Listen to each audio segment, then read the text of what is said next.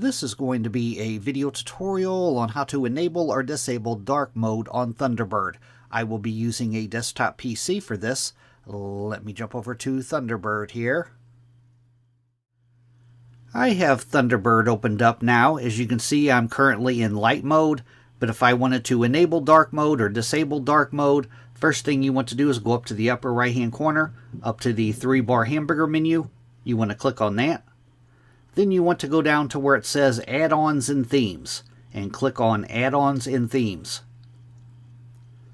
Now on the page that opens up, the pane off to the left hand side, you want to make sure you're on Themes.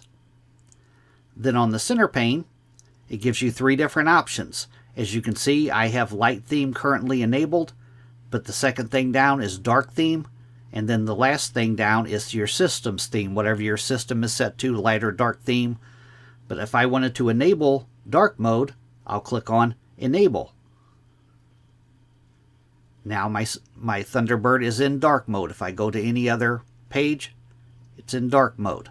And if I wanted to disable dark mode, I could go down, I could click on light mode. I'll click on Enable. Now I'm back in light mode. That is how to enable or disable dark mode in Thunderbird. Thanks for watching.